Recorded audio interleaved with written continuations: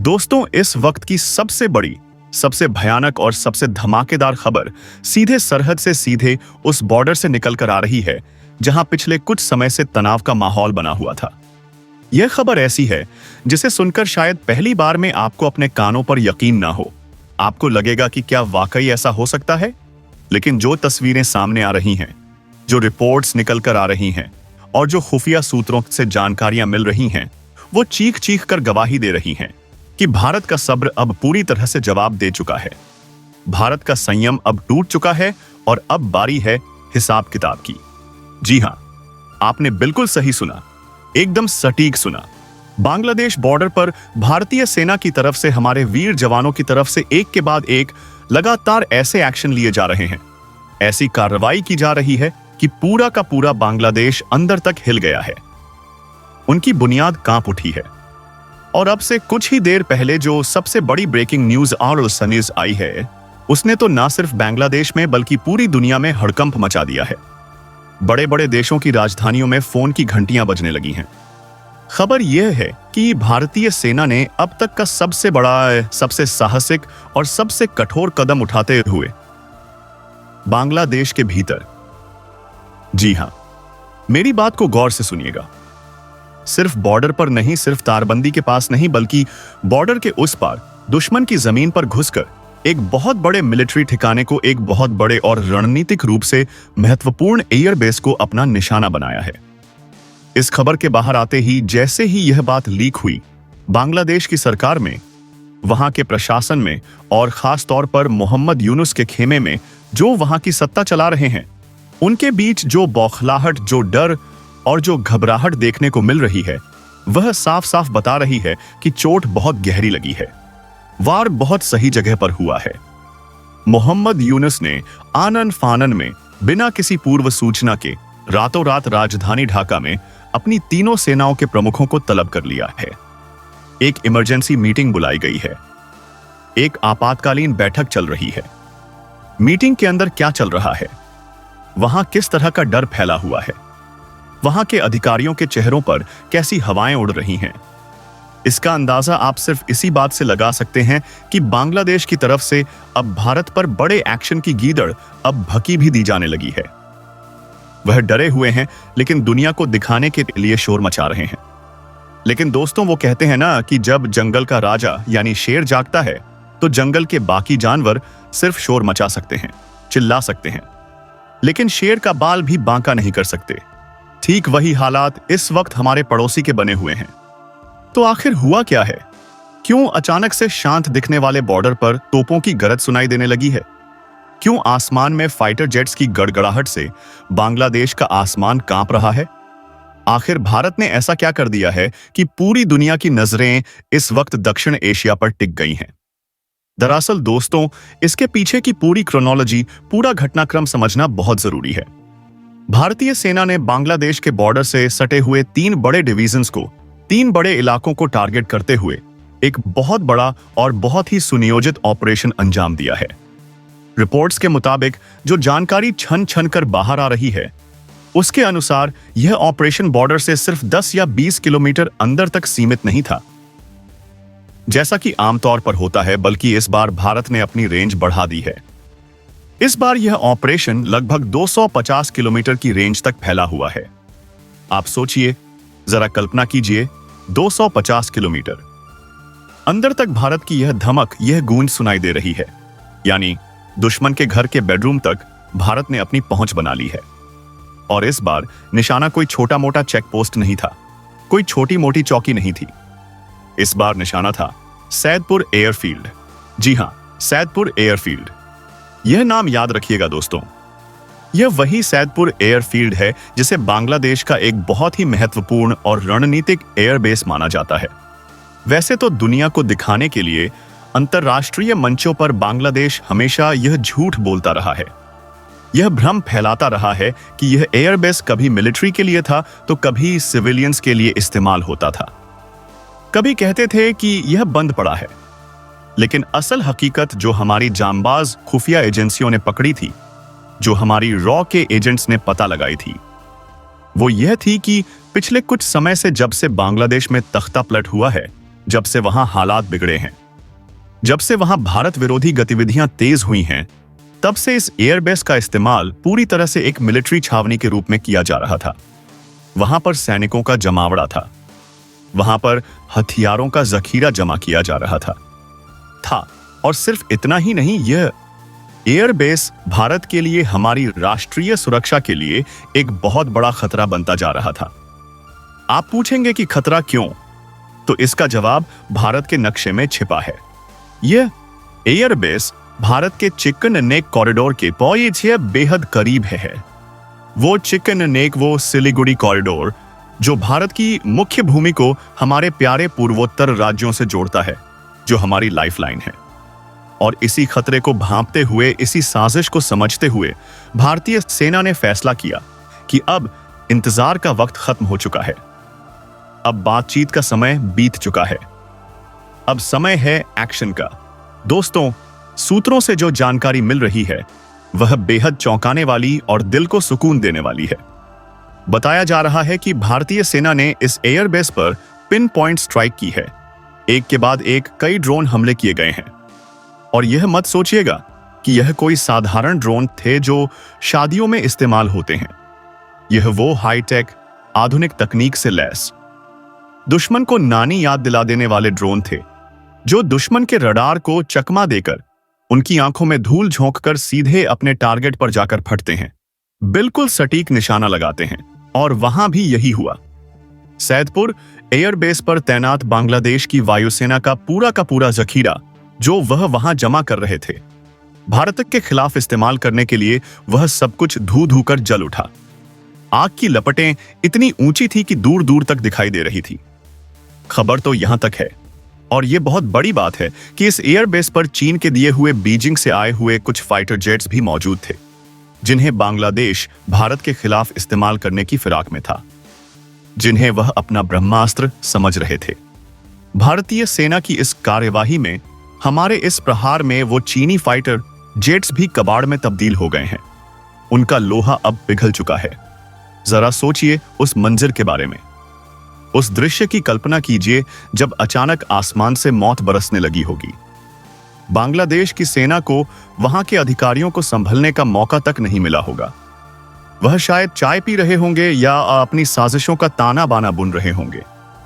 उन्हें सपने में भी गुमान नहीं था कि भारत, जो हमेशा शांति की बात करता है, जो हमेशा वसुधैव कुटुंबकम की बात करता है, जो हमेशा बातचीत का रास्ता चुनता है, वह अचानक इतना आक्रामक, इतना प्रचंड हो जाएगा कि उनके घर में घुसकर उनके सबसे सुरक्षित माने जाने वाले एयरबेस को ही मलबे के ढेर में बदल देगा। वहां अफरा तफरी मच गई। लोग जान बचाने के लिए इधर उधर भागने लगे। सायरन बजने लगे, खतरे की घंटियां गूंजने लगी। लेकिन तब तक बहुत देर हो चुकी थी। तीर कमान से निकल चुका था। भारत अपना काम कर चुका था। टारगेट न्यूट्रलाइज हो चुका था।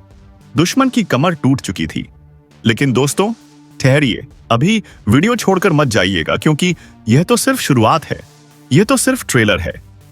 अगर आपको लग रहा है कि बात सिर्फ एक एयरबेस तक सीमित है, अगर आप सोच रहे हैं कि एक हमला करके भारत रुक गया, तो आप गलत हैं। पिक्चर अभी बाकी है और असली खेल तो अब शुरू हुआ है।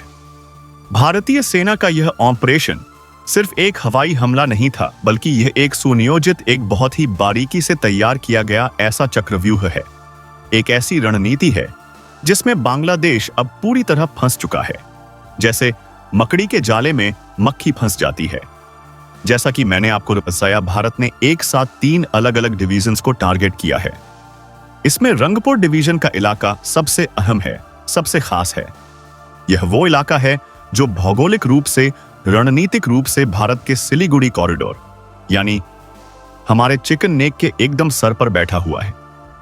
यहां से बैठकर बांग्लादेश और उसके पीछे छिपी चीन और पाकिस्तान की नापाक ताकतें भारत की गर्दन दबाने के सपने देख रही थीं। वो अपनी ड्राइंग रूम में बैठकर नक्शे पर लकीरें खींच रहे थे और सोच रहे थे कि अगर कभी युद्ध के हालात बने तो वह यहां से आसानी से भारत का रास्ता काट देंगे, पूर्वोत्तर को भारत से अलग कर देंगे। लेकिन उन्हें नहीं पता था, वो शायद भूल गए थे कि यह 1962 का भारत नहीं है, यह 2025 का न्यू इंडिया है। यह वो भारत है जो अब अपनी गर्दन नहीं कटवाता बल्कि दुश्मन की गर्दन मरोड़ना जानता है। दुश्मन की आंखों में आंखें डालकर बात करना जानता है, जबान जानता है। भारत ने अपने इस एक्शन से, इस प्रहार से साफ संदेश दे दिया है, एक लक्ष्मण रेखा खींच दी है कि हमारी सुरक्षा के साथ, हमारी अखंडता के साथ जो भी खिलवाड़ करेगा, जो भी हमारी तरफ टेढ़ी नजर से देखेगा, उसका अंजाम सैदपुर एयरबेस जैसा ही होगा, उसकी हालत वैसी ही होगी। इस वक्त भारतीय सेना की जो मिसाइलें तैनात हैं, जो आर्टिलरी गन्स, जो तोपें बॉर्डर पर मुंह खोलकर खड़ी हैं, उनकी रेंज में पूरा का पूरा 250 किलोमीटर का इलाका आ चुका है। यानी कि बांग्लादेश के अंदर 250 किलोमीटर का इलाका आ चुका है। तक कोई भी परिंदा भी पर नहीं मार सकता बिना भारत की इजाजत के। उनकी हर हरकत, हर गतिविधि अब हमारी निगरानी में है। दोस्तों, क्या आपको याद है, अभी कुछ समय पहले तक हम खबरों में सुनते थे कि बांग्लादेश की सीमा पर तनातनी है, कुछ छुटपुट घटनाएं हो रही हैं, कभी पत्थरबाजी हो रही है। लेकिन अब जो हो रहा है वो उससे बहुत आगे की चीज है। वो एक फुल स्केल मिलिट्री डोमिनेंस है, यानी पूर्ण सैन्य वर्चस्व। भारत ने अपने सबसे घातक हथियार, अपने S-400 एयर डिफेंस सिस्टम को भी एक्टिवेट कर दिया है। जी हां, वही S-400 जिसे दुनिया का सबसे बेहतरीन एयर डिफेंस सिस्टम माना जाता है। इसके साथ ही आकाश मिसाइल सिस्टम को फ्रंट लाइन पर लगा दिया गया है। इसका मतलब समझते हैं आप? इसका सीधा और साफ मतलब यह है कि अगर बांग्लादेश की तरफ से या उनकी मदद के लिए आने वाले किसी भी देश की तरफ से, चाहे वह चीन हो या पाकिस्तान, अगर हवा में कोई भी हरकत हुई, कोई भी विमान उड़ा, कोई भी ड्रोन आया, कोई भी मिसाइल चली, तो उसे बॉर्डर पार करने से पहले ही हवा में ही भस्म कर दिया जाएगा, उसे राख बना दिया जाएगा। भारत ने अपनी आसमानी सुरक्षा को अभेद्य किले में बदल दिया है, ऐसा किला जिसे भेदना नामुमकिन है। अब जरा बात करते हैं मोहम्मद यूनुस और उनकी सरकार की। उनकी हालत इस वक्त देखने लायक है। जैसे ही यह खबर ढाका पहुंची, जैसे ही उन्हें पता चला कि उनका सैदपुर एयरबेस अब काम करने लायक नहीं रहा, वहां हड़कंप मच गया, पैरों तले जमीन खिसक गई। मोहम्मद यूनुस, जो कल तक भारत को आंखें दिखा रहे थे, जो बड़े बड़े बयान दे रहे थे और थे, आज अपने जनरलों के साथ बंद कमरे में माथापच्ची कर रहे हैं, पसीने पोंछ रहे हैं। वहां आपातकाल जैसे हालात बन गए हैं।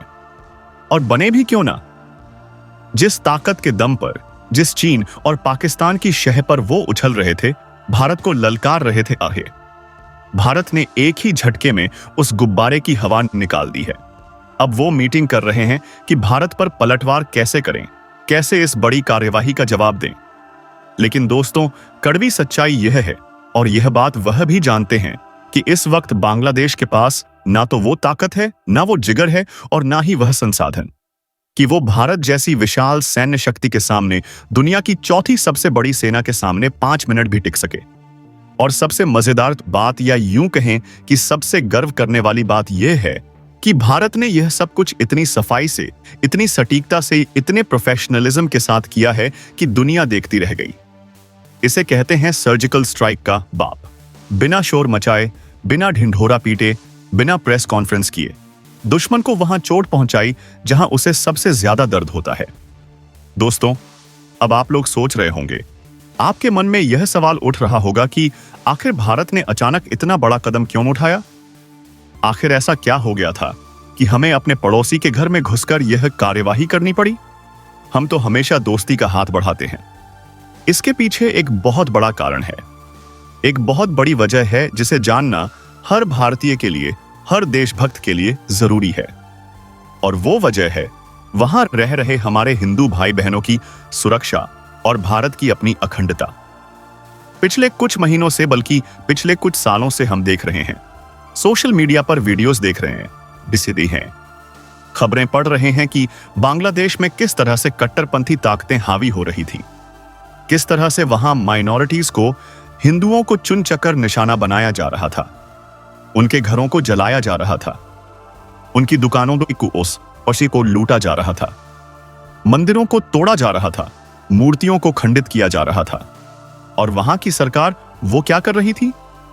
वो मूक दर्शक बनकर तमाशा देख रही थी, हाथ पर हाथ धरे बैठी थी, बल्कि कई बार तो ऐसा लगा और कई रिपोर्ट्स ने यह दावा भी किया कि उनका इन दंगाइयों को, इन उपद्रवियों को मूक समर्थन हासिल है।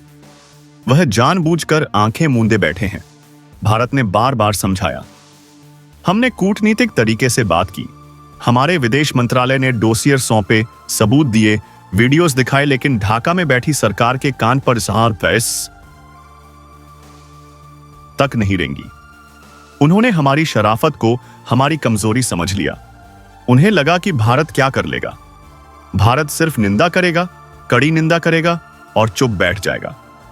उन्हें लगा कि भारत अब वह पुराना भारत है जो हर चीज बर्दाश्त कर लेता है, जो मार खाकर भी चुप रहता है। लेकिन वह एक बहुत बड़ी गलती कर गए।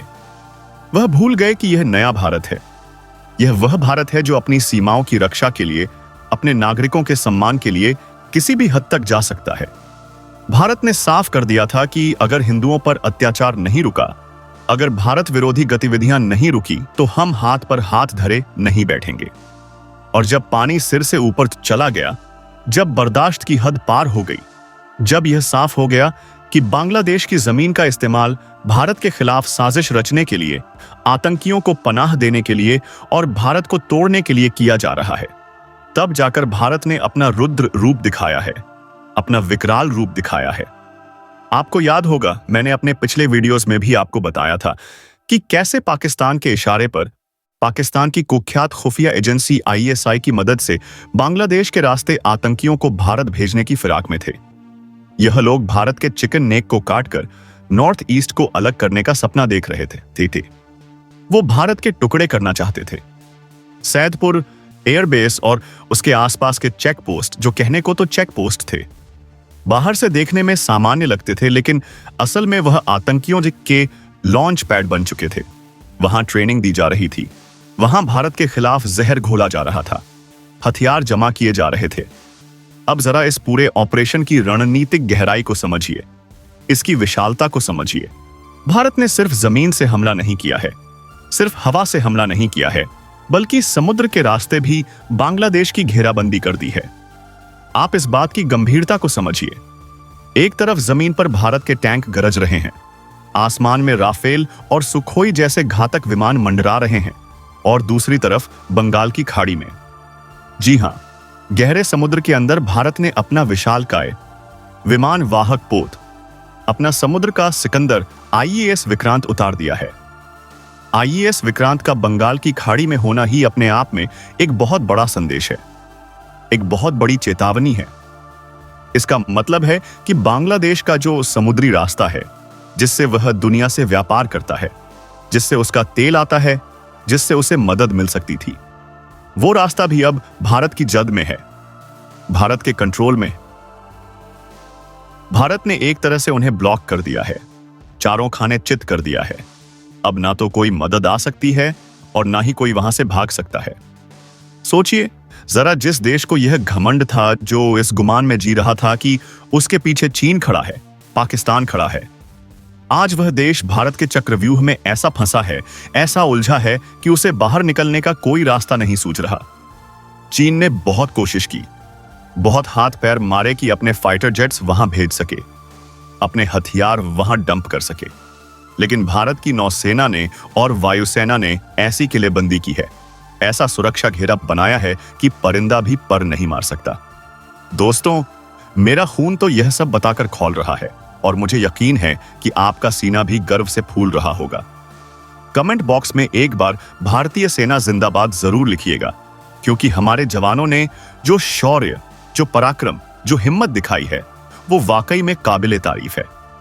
माइनस टेम्परेचर हो या तपती धूप या फिर घने जंगल, हमारे जवान हर जगह मुस्तैद हैं, हर जगह तैनात हैं, ताकि आप और हम अपने घरों में चैन की नींद सो सकें, अपने परिवार के साथ सुरक्षित रह सकें। और आज जब यह खबर आई है, तो हर भारतीय का, चाहे वह देश के किसी भी कोने में हो, उसका फर्ज बनता है कि वह अपनी सेना का मनोबल बढ़ाए, उनका साथ दें। अब वापस आते हैं उस मंजर पर। सैदपुर एयरबेस के साथ साथ भारत ने 5 ऐसे खुफिया चेक पोस्ट को भी उड़ा दिया है जो भारत की सीमा के बेहद करीब थे। इनमें से एक था बिनापोल का इलाका। बिनापोल, यह नाम आपने शायद सुना होगा। यह एक ड्राई पोर्ट है, यानी जमीनी बंदरगाह। देखने में तो यह व्यापार के लिए इस्तेमाल होता था। यहां से ट्रक आते जाते थे, सामान की आवाजाही होती थी। लेकिन खुफिया जानकारी यह थी जो सच सामने आया। वो यह था कि इन ट्रकों की आड़ में दाल, चावल और प्याज की बोरियों की आड़ में बांग्लादेश की सेना वहां अपने मुर्तार, अपने भारी हथियार और अपनी सेना जमा कर रही थी। वो धीरे धीरे चुपके छपके रेंगते हुए अपनी फौज को भारत की सीमा के पास ला रहे थे, ताकि मौका मिलते ही हमला कर सकें। इसे रणनीतिक भाषा में क्रीपिंग एग्रेशन कहते हैं। लेकिन भारत की बाज जैसी नजरों से, हमारे सैटेलाइट्स की नजरों से कुछ नहीं छुप सका। भारत के रडार, भारत की सैटेलाइट्स दिन रात उन पर नजर गड़ाए हुए थी। उनकी हर हरकत रिकॉर्ड हो रही थी और जैसे ही यह पुष्टि हुई कि खतरा हद से ज्यादा बढ़ गया है, अब पानी नाक तक आ गया है, ऊपर से आदेश आया और फिर जो हुआ वो अब इतिहास बन चुका है।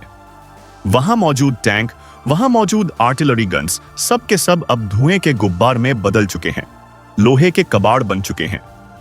भारत ने साफ, स्पष्ट और कड़े शब्दों में संदेश दे दिया है कि अगर आप बॉर्डर पर शांति रखेंगे तो हम दोस्त हैं, हम भाई हैं। लेकिन अगर आप बॉर्डर को आतंक का अड्डा बनाएंगे, अगर आप हमारी जमीन पर नजर गड़ाएंगे, तो फिर हम वो भाषा बोलेंगे जो आपको समझ में आती है, और वो है ताकत की भाषा, शक्ति की भाषा। दोस्तों, इस पूरे घटनाक्रम में एक और बहुत दिलचस्प बात है जिस पर आपका ध्यान जाना बहुत जरूरी है। वो है पाकिस्तान का डर। अब आप सोचेंगे कि पिट तो बांग्लादेश रहा है, मार तो बांग्लादेश खा रहा है, तो पाकिस्तान क्यों डर रहा है? पाकिस्तान के पसीने क्यों छूट रहे हैं? दरअसल पाकिस्तान को अपने पुराने जख्म याद आ रहे हैं, उसे इतिहास के पन्ने याद आ रहे हैं। आपको याद है ना 1971?